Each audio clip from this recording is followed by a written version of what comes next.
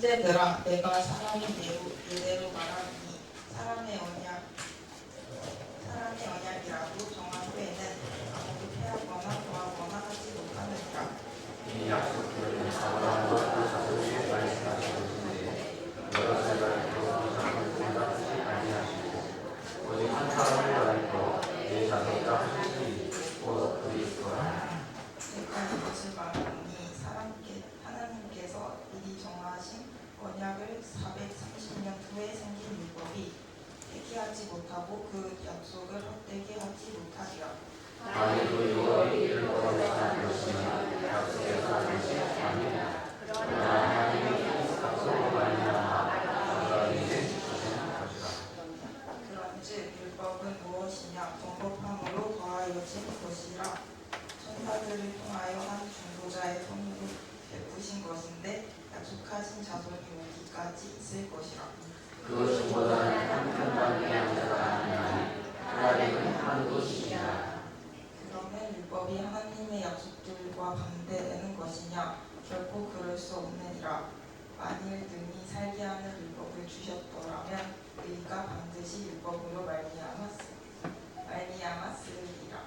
그러나 성경이 모든 것을 죄 아래에 가두었으니 이는 예수 그리스도를 믿음으로 말미암은 약속을 믿는 자들에게 주었리라. 믿음이 오기 전에 우리는 율법 아래에 매입되고 계시의 믿음의 때까지 갇혔느니라. 이같이 율법이 우리를 그리스도께 이르는 교사가 되어 우리가 믿음으로 말미암아 유력함을 얻으려 하리라. 믿음이 온 후로는 우리가 초등교사 아래에 있지 아니하다. 너희가 다 믿음으로 말미암아 그리스도 예수 안에서 하나님의 아들이 되었으니 누구든지 그리스도와 합하기 위하여 세례를 받은 자는 그리스도로 입었느니라.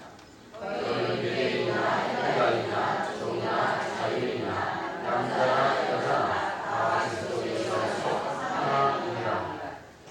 너희가 그리스도에 거치면 곧 받아. 3장 15절부터 29절의 말씀을 중심으로 언약과 율법의 관계 이런 제목으로 말씀을 함께 나누기를 원합니다.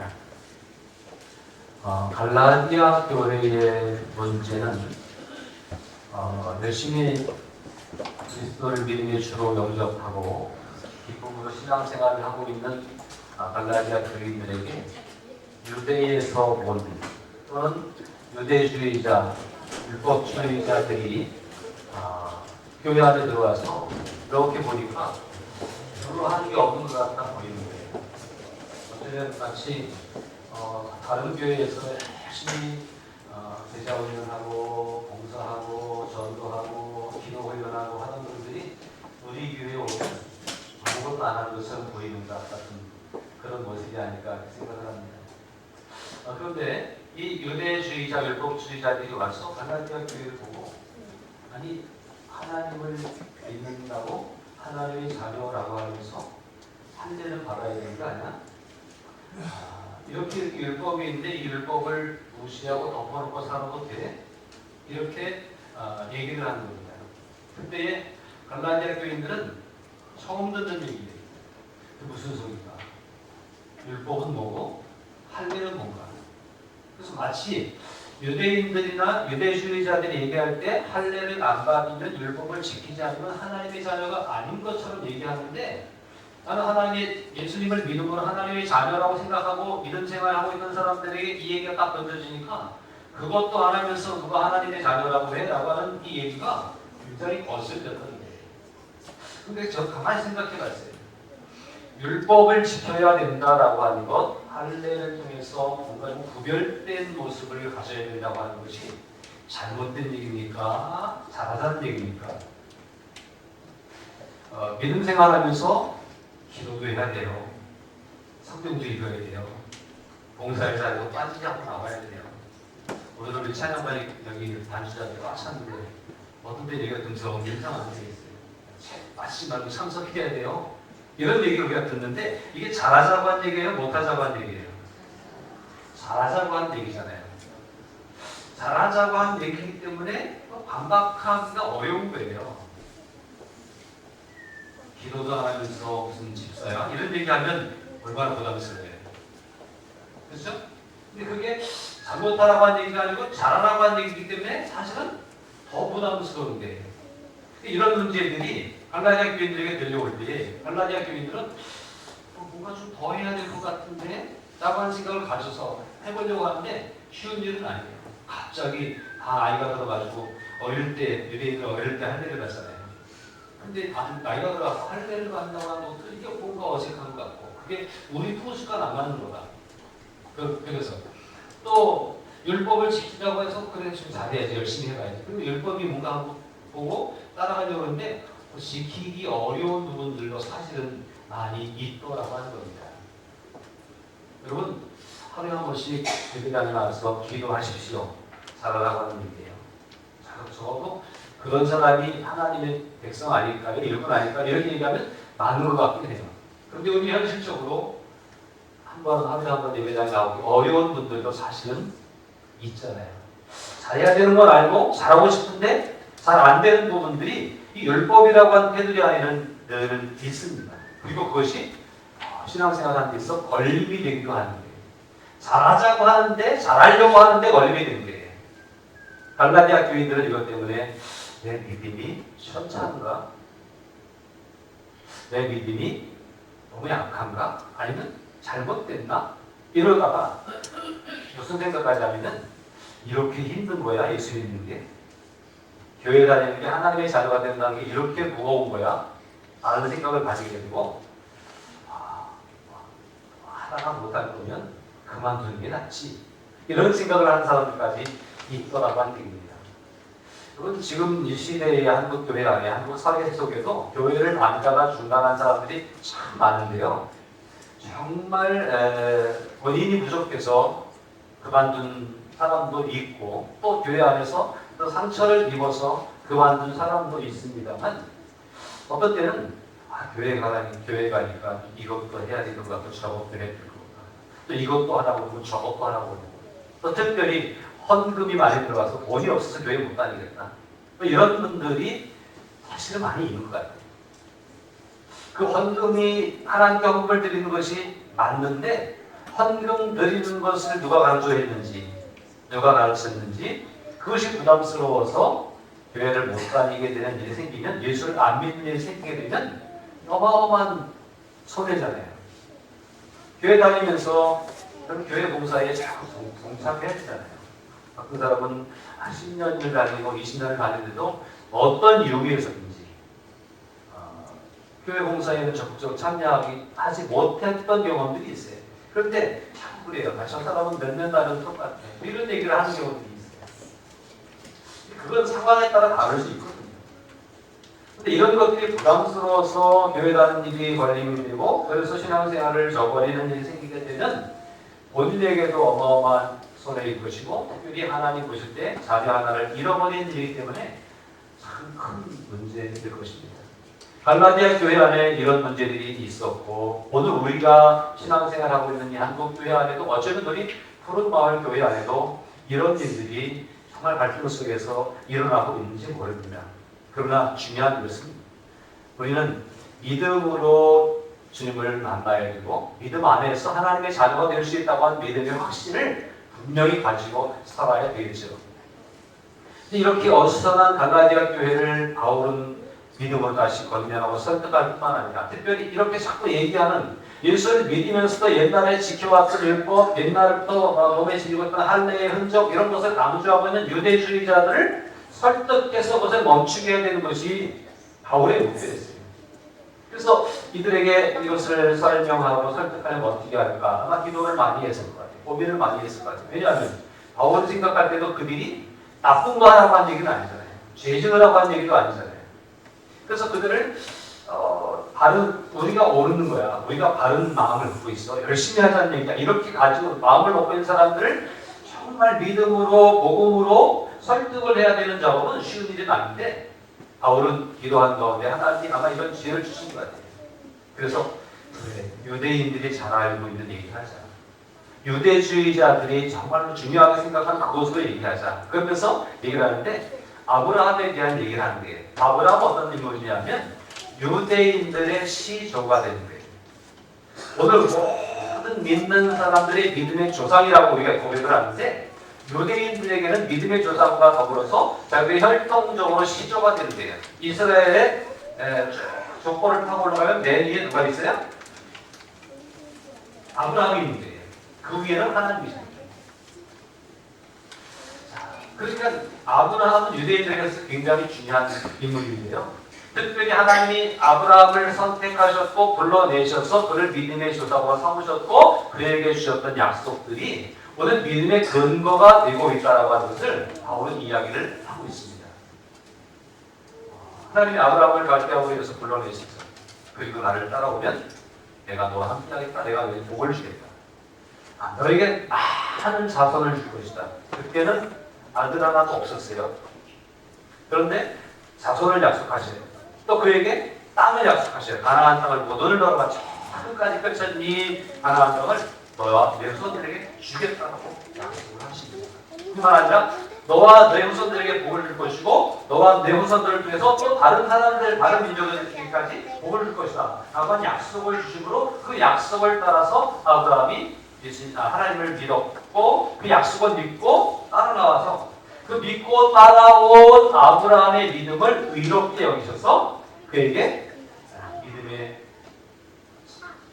조상이 되게 하셨습니다. 하나님의 백성이 되게 하셨습니다. 아브라함은 이때 율법이 뭔지 몰랐어요. 율법이 없습니다. 할례가 뭔지도 몰랐습니다. 그런데 그에게 하나님의 자녀가 되는 축복을 허락하셨다고 하는 사실이에요. 이것을 바울이 이스라엘 백성들, 유대인들에게 이야기할 때 그것을 수긍할 수밖에 없는 거죠. 오늘 15절을 보니까 형제들아 내가 사람의 예대로 말하노니 사람의 언약이라고 정한 후에는 아무도 피하거나 더하거나 하지 못한다. 약속이 사람끼리 한 약속도 약속을 했으면 약속은 아무나 피할 수 없다는 거예요. 약속은 지켜져야 된다고 하는 거예요. 그런데 하나님이 우리에게 약속을 하셨다는 거예요. 나를 따라오면 그 믿음 때문에 하나님의 자녀가 될 수 있다고 한 약속을 주셨다는 것을 오늘 바울은 얘기하고 있습니다. 16절 이 약속들은 아브라함과 그 자손에게 말씀하신 것이다. 하나님이 이 약속을 아브라함에게 주셨고 아브라함이 그 약속을 믿고 따라감으로 하나님의 자녀가 됐다고 하는 얘기예요. 그런데 그 아브라함에게 창세기 15장에 보면 그 좀 전에 말씀드린 것처럼 후손에 대한 축복, 땅에 대한 축복, 복에 대한 약속을 주시는데 이 약속들을 주실 때 내 자손들에게 주리라 라고 하지 않고 내 자손에게 주겠다 이렇게 말씀하셨다는 거예요. 창세기 15장을 집에 가서 찾아보시기 바랍니다. 내 자손에게 주겠다라고 말씀할 때 그 자손은 곧 누구냐면 그리스도다라고 그렇게 바울은 설명을 하고 있습니다. 그러니까 아브라함을 통해서 내 자손에게 땅을 주고 후손을 주고 복을 주고 그렇게 하겠다고 하는 약속을 주는데 이 약속을 믿고 아브라함은 따라와서 물론 이삭을 얻었고 또 후손을 얻었고 그 가나안 땅을 얻었고 했는데 그 모든 것들이 믿음 안에서 이루어지는 것이고 결국 예수 그리스도 아브라함의 후손 중에 예수 그리스도를 통해서 이런 교회 공동체를 이루겠다고 하는 하나님의 뜻이 약속이 그때부터 아브라함의 때부터 있었다라고 하는 얘기예요. 아브라함은 단지 자신의 몸에서 나온 이삭을 기대하며 따라가는지 모르지만 하나님은 그때부터 그 아브라함에게 이삭을 주신 것 같이 온 인류에게 그리스도를 보내주셨고 그 예수님에 대한 예수님을 믿는다고 하는 것에 대한 약속이 이미 아브라함 때부터 있었던 약속이었다라고 하는 거예요. 그 후에 율법이 오게 하죠. 17절에 보니까 내가 이것을 말하노니 하나님께서 미리 정하신 언약을 언제 정하셨어요? 아브라함과 약속하셨다고요. 아브라함과 약속하셔서 믿음으로 따라오면 구원받는다는 거예요. 하나님의 자녀가 된다는 거예요. 이런 약속을 하셨는데 후에 430년이라고 하는 얘기는 이제 아브라함과 이삭과 야곱이 가나안 땅에서 떠돌이 하다가 야곱의 때에 70명의 가족들을 데리고 애굽으로 가잖아요. 애굽으로 가서 어떻게 살다 보니까 나중에 종살이가 되고 그 기간이 430년인데 가나안 땅에 있었던 때가 아니라 종살이 하던 시기인데 어쨌든 그걸 그냥 묶어서 430년이라고 얘기했어요. 그런데 그 후에 모세를 통해서 율법을 얻었다는 얘기죠. 그 후에 미리 하나님이 아브라함과 약속을 주셨는데 이 약속이 폐기되지 않은 상황에서 율법이 나왔는데 이 약속과 율법은 서로 상반되는 것은 아니다라는 거예요. 또 율법이 왔다고 해서 약속을 저버릴 수 있는 것도 아니다라고 말씀하고 있습니다. 유대인들은 언젠가부터 율법, 눈에 보여지는 율법 때문에 믿음을 유지해 간다고 생각을 했습니다. 그런데 보이지 않지만 기억 속에 남아있는 하나님과 아브라함과의 약속이 더 중요하다고 하는 것. 그 약속이 있고 약속 이후에 율법이 주어졌는데 나중에 생긴 율법이 약속을 헛되게 만들 수 있는 것은 아니다. 이 약속보다 율법이 더 중요한 것은 아니다라고 하는 것을 설명을 하고 있습니다. 19절입니다. 그렇다면 율법은 뭐냐? 이렇게 얘기하고 있죠. 율법은 그럼 필요 없는 겁니까?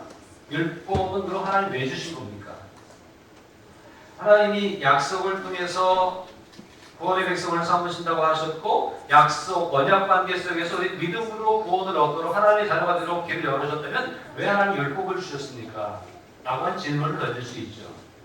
하나님 율법을 왜 주셨느냐? 이 설명을 잘하고 있어요. 율법은 약속을 받은 사람인데도 불구하고 살면서 범죄하게 되니까 그것은 기준을 잡아주기 위해서 삶의 방법을 알려주시기 위해서 믿음의 삶은 이렇게 살아야 되는 거야 라고 하는 것을 알려주기 위해서 율법을 주셨다고 합니다. 이미 약속을 통해서 구원을 받은 우리들도 죄를 짓습니까? 안 짓습니까? 죄를 짓죠. 그래서 주일마다 교회 가서 또 회개하고 또 말씀으로 한 번 더 우리의 삶을 정돈하고 또 열심히 교회 생활하고 신앙생활하고 교회 봉사하고 기도하고 말씀 읽고 그러면서 우리의 믿음을 다시 정돈해가면서 살게 하기 위해서 이런 것들이 필요하다고 하는데 그래서 율법을 주셨다는 거예요. 그래서 범법함으로 더하여진 것이 율법이라는 거예요. 하나님 자녀인데도 하나님 백성인데도 죄를 짓고 있다는 거죠. 그래서 그러면 안 된다고 가르쳐주기 위해서 방향을 제시해 주시기 위해서 신호등처럼 율법을 주셨는데 한 중보자 누구죠? 모세를 통해서 베풀어 주셨다. 근데 이 율법은 언제까지 필요하냐? 예수님을 만나면 더 이상 필요하지 않다는 거예요. 약속하신 자손이 오시기까지 있을 것이다. 근데 우리는 지금 약속하신 자손이 오셨어요, 안 오셨어요? 오셨죠? 그런데 오늘 우리들이 약속하신 자손이 오셔서 믿음으로 구원하는 것을 확신하고 주님의 자녀로 살아가고 있는데 지금도 사실은 여전히 우리가 실수하고 범죄하고 있어요.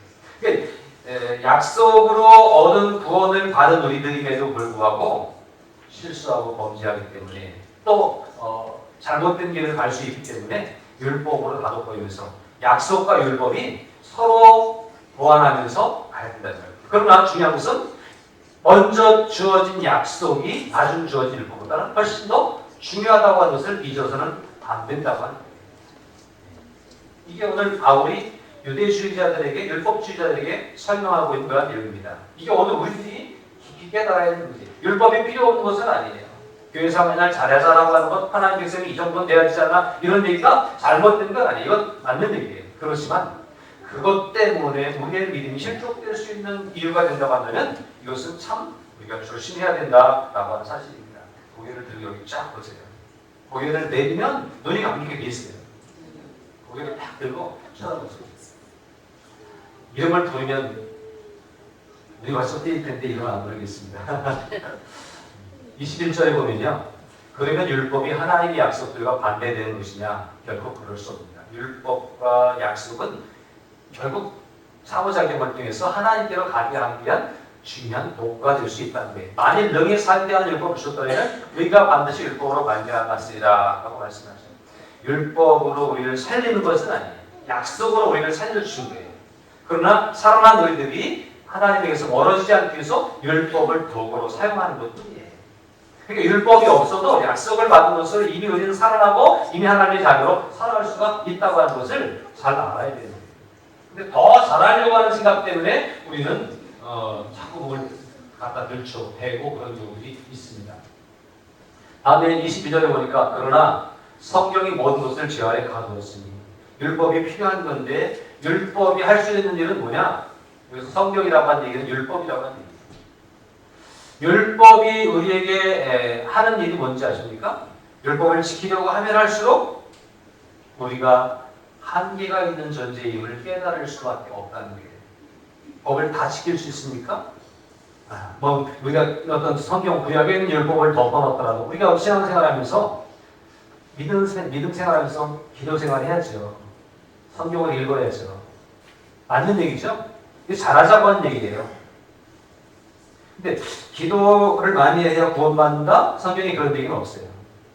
성경을 많이 읽고 많이 알아야 구원받는다? 그런 얘기는 없어요. 우리는 구원받은 사람이기 때문에 기도도 해야 되고 성경도 읽어야 되는데 이걸 얼만큼 해야 된다라고 하는 어떤 근거는 성경에는 없다고 하는 얘기. 다만 열심히 하자고 하는 얘기는 있죠. 그런데 맞아, 성경을 많이 읽어야 되는데 지난주에 뭘 바꿨는데 성경을 한 번도 열어보지 못하고 지나갔네. 이런 분들이 계시죠.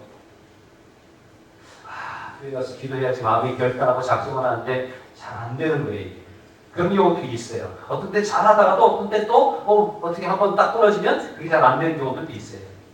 이런 일들이 있을 때에 우리가 느끼는 것은 기도해야 되는데 또 기도 못했네. 너 나약함을 깨닫고 성경 읽어야 되는데 성경을 또 못 읽었네. 부족함을 느끼게 하는 것이 이 율법의 필요성이라고 하는 얘기예요. 그래서 부족하기 때문에 어떻게 하자는 거예요? 더욱더 하나님을 의지하고 더욱더 예수 그리스도의 이름을 의지하는 믿음이 필요하다라고 하는 것이죠.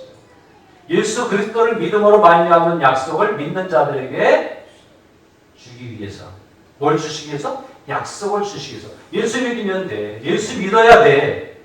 뭘 해서 되는 게 아니라 예수를 믿어야 돼 라고 하는 것을 확실하게 알려주기 위해서 우리가 부족하기 때문에 내가 아무리 잘하려고 해도 잘 안 되는 것을 우리가 스스로 느끼고 알고 그리고 믿음이 아닌 것은 우리가 구원받을 수 없다는 것을 느끼게 하기 위해서 알게 하기 위해서 이것을 주셨다라고 하는 사실이에요. 그 율법으로는 구원을 받을 수 있는 능력은 없지만 구원받은 사람이 바르게 살게 하는 기준은 될 수 있어요. 그런데 그것을 지키려고 하면 지키려고 할수록 못 지킬 수밖에 없는 인간의 한계를 느끼게 되고 그 한계를 느끼기 때문에 더욱더 예수님을 의지하고 우리에게 거저로 주신 은혜 우리가 뭘 해서 얻는 것이 아니라 우리가 죄인임에도 불구하고 예수님이 다 이루어 주셔서 선물로 주시는 은혜를 간구하며 사모하도록 하기 위한 방법이 바로 이 율법에서 나오는 것이다 라고 하는 겁니다. 믿음이 오기 전에 삶은 어땠어요? 우리는 율법 아래 매인받고 계시된 믿음의 때까지 가졌다. 믿음이 오기 전에는 우리는 율법을 지켜야 되는데 생각했는데 율법을 지키려고 하다 보니까 율법 아래에 있을 수밖에 없는 거예요. 우리는 법 아래에 있는 존재일 수밖에 없었어요. 그런데 예수님은 법 아래에서 늘 법에 얽매이고 늘 법 아래에서 법을 못 지켜서 자꾸 죄인 취급당하는 스스로 죄인이라고 여기는 우리들에게 믿음을 주셨고 법 아래에서 법 위로 우리를 올려주셨다고 하는 사실이에요. 그러니까 그런 얘기를 우리가 생각할 수 있어야 돼요. 예수 믿는 사람은요 법이 없어도 살 수 있는 사람이라고 하는 사실을 우리는 알아야 됩니다. 이 얘기는 법을 그 이상으로 실천해야 된다고 하는 말이기도 하지만 사실은 법을 다 못 지켜도 그 이상의 사고와 정신을 가지고 자유함을 누리며 살아야 된다고 하는 거예요. 잘못하면 법 안 지켜도 돼 그럴 수 있는데 그것은 아니고요. 율법 아래 매인 자, 법에 끌려가는 자가 되지 말고 그 위에서 자유롭게 행동해야 된다. 기도하라고 목사님이 그러니까 기도하는 게 아니라 내가 기도해야 되겠다는 생각에 스스로 기도하는 사람이 되라고 하는 거예요. 성경 읽으라고 맨날 광고할 때마다 부담을 주는 것 같아서 죄송한 마음이 있습니다. 숙제를 해야 되기 때문에 성경을 읽는 게 아니라 성경을 읽음으로 하나님을 가까이 할 수 있고 내가 믿음이 성장할 수 있다고 하는 생각을 가지고 내 의지로 내 자유의 의지로 그것을 하라고 하는 거예요. 그런 사람은 여기서 얘기하는 20장 정도 읽으세요보다 더 읽을 수 있어요. 기도도 마찬가지고요. 그러니까 우리가 율법 아래에 매인바 되는 것은 언제 전이에요? 믿음 이전의 사람입니다. 그런데 그럼 율법은 어떤 역할을 하고 있다는 거예요? 율법이 우리를 그리스도께로 인도하는 초등교사가 되어 우리를 하여금 믿음으로 말미암아 의롭다함을 얻게 하려 합니다. 율법의 역할이 있어요. 율법의 역할이 있어요. 뭐가 역할이에요? 초등교사의 역할이에요. 초등교사는 뭐죠? 초등학교 교사. 그래, 무슨 초등교사입니까? 물론 같은 의미가 비슷한 의미가 있긴 있어요. 근데 이 초등교사라고 하는 건 어떤 의미냐면 옛날에 왕이나 높은 관직에 있는 사람, 부자 이런 사람들은 자기 자녀를 특별하게 키우기 위해서 특별히 자식을 키워주는 집사라고 해야 되나요? 요즘 고양이 개 키우는 사람 집사라고 해요. 옛날 성경에 몽학 선생 그렇게 표현하기도 했는데 그런 선생님을 붙여줘서 이 선생님한테 전권을 주는 거예요. 때로는 부모처럼 야단도 치고요. 그리고 정말 진리 가운데로 다른 길로 인도하기 위해서 잘 이끌어가는 그러한 사람으로 이렇게 선생님을 붙여줍니다. 그게 초등교사예요. 율법의 역할은 이 한 인물을 믿음에까지 이끌어가기 위해서 붙여준 선생님 같은 역할이라는 거예요. 그러니까 믿음이 생기게 되면 예수 그리스도께서 오신 구원의 완성, 십자가를 통한 구원의 완성을 얻기 이전까지는 율법을 통해서 그렇게 하면 안 돼. 이리 가야 돼. 이리 가야 돼. 일일이 가르쳐주는 그런 존재가 필요했는데 그게 율법이었어요.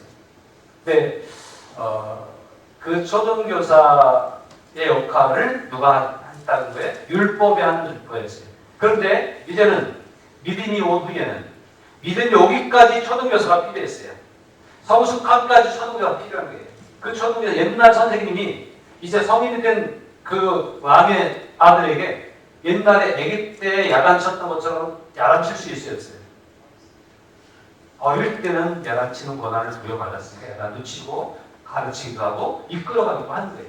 그런데 이제 어느 정도 성숙해서 성인이 됐을 때는 그 밑에 신하로 들어가는 거죠. 옛날에는 선생님이었는데 이제 신하가 되는 거잖아요. 율법의 역할이 그렇다는 얘기예요. 자, 믿음이 오는 후로는 우리가 초등교사 아래에 있지 않냐. 우리가 믿음이 있잖아요. 예수님이 나를 구원하셨고 예수님을 믿음으로 나는 하나님의 자녀가 됐다라고 하는 믿음의 확신이 있을 때 더 이상 초등교사 아래에 있지 않아요. 더 이상 율법 아래에서 율법들이 끌려가는 믿음이 아니라 율법을 초월할 수 있는 믿음을 가져야 된다고 그렇게 가르쳐주고 있습니다. 너희가 다 믿음으로 말미암아 그리스도 예수 안에서 하나님의 아들이 되었으니 믿음으로 하나님의 자녀가 되네. 전에는 모르니까 초등교사가 데려가서 가르쳐주는 대로 따라왔어요. 하나님께서 인도하는 역할을 율법에 했던 거예요. 그런데 이제는 믿음으로 구원을 얻었으니 이제는 하나님의 아들이 이미 되었으니 우리는 율법의 얽매이는 자가 돼서는 안 된다라고 가르쳐주고 있습니다. 또다시 말씀하기는요. 27절에 누구든지 그리스도와 합하기 위하여 세례를 받은 자는 그리스도로 옷 입었느니라고 말씀합니다. 믿음으로 세례를 받은 자는 그리스도로 옷 입었다고 하는 얘기예요. 여기 옷 입었다라고 하는 표현을 그 당시에 그 유대적인 관습에 의해서 이렇게 주석을 하더라고요. 옷 입는다고 하는 옷은 우리가 다 입지만 여기서 입는 옷은 뭐예요? 어린아이 때에 어린아이 옷을 하다가 어느 정도 연령이 차면 성인식이라고 하는 거예요. 이때부터는 자기가 권한이 부여되고 자기의 책임이 부여되고 그렇습니다. 그렇죠? 어린아이가 아니에요. 더 이상은. 이제 어른이 되는 거예요. 그래서 성숙한 한 인격이 되고 그 다음에 자기가 책임감 있는 인생을 살아가는데 그때 성인식 할 때 어른의 옷을 입혀주는 거죠. 그것처럼 이 믿음으로 우리는 그리스도와 합하여 세례를 받았을 때 하나님께서 이미 더 이상 초등교사가 필요 없는 어른의 옷을 입혀주셨다라고 하는 사실이에요. 저와 여러분들은 예수님이 우리들에게 직접 관여하셨고 예수님이 우리들에게 이렇게 거룩한 옷을 입혀주셔서 이제는 율법에 의해 좌지우지되는 그런 모습이 아니라 그걸 초월할 수 있는 사람으로 우리를 세워주셨다라고 하는 사실을 우리들은 잘 기억하고 깨달아야 되겠습니다. 그리스도로 옷 입는 성숙한 스스로 무언가 분별할 수 있고 판단할 수 있는 뭔가 책임을 질 수 있는 그러한 사람이 이미 되었다고 하는 사실을 우리는 잊어서는 안 될 것입니다. 28절에 보니까 그렇기 때문에 이제는 예수를 믿는다고 한다면 유대인과 헬라인의 구별이 없어요. 할례를 받은 사람과 할례를 안 받은 사람의 구별이 없어요. 믿음 안에서 다른 거예요. 종이나 자유인이나 구별이 없어요. 종도 자유인도 예수를 믿음으로 다 똑같은 구원을 얻는 거예요. 남자와 여자의 구별이 없어요. 옛날에 우리나라에도 남자와 여자의 구별이 있었잖아요. 지금은 안 그렇습니다만 그런 것들로 구별할 수 없어요. 다만 믿음이 있으면 모든 것을 초월할 수 있어요. 율법도 초월할 수 있어요.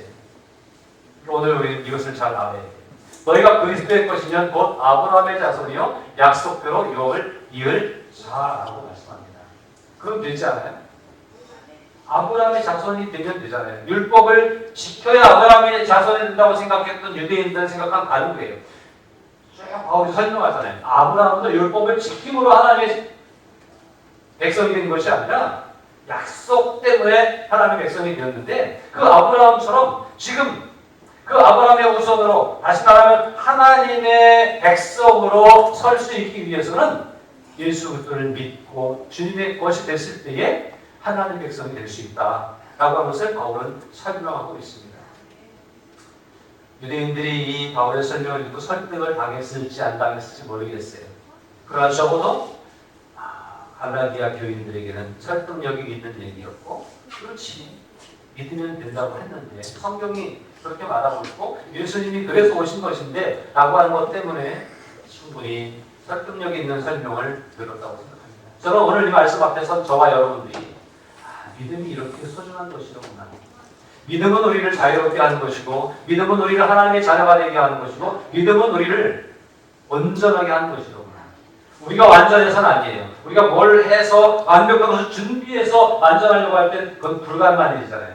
그러니까 무엇을 해서는 아닌데 하나님께서 우리에게 주신 이 믿음의 선물 그것 때문에 우리는 완벽에 이를 수 있는 길에 서 있다라고 하는 사실을 기억해야 됩니다. 믿으시기 바랍니다. 우리는 그리스도의 것이 되었습니다. 우리는 아브라함의 자손 되는 것에 전혀 꺼리낌이 없습니다.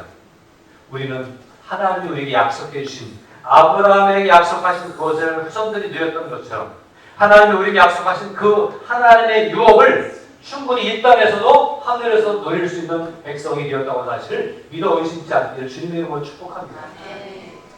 이런 생각하다 내가 좀 부족함을 느껴도 그것 때문에 실족하지 마십시오. 이럴 바에야 안 믿는 게 낫지 않아? 이런 사람들이 종종 생기더라고요. 아니에요.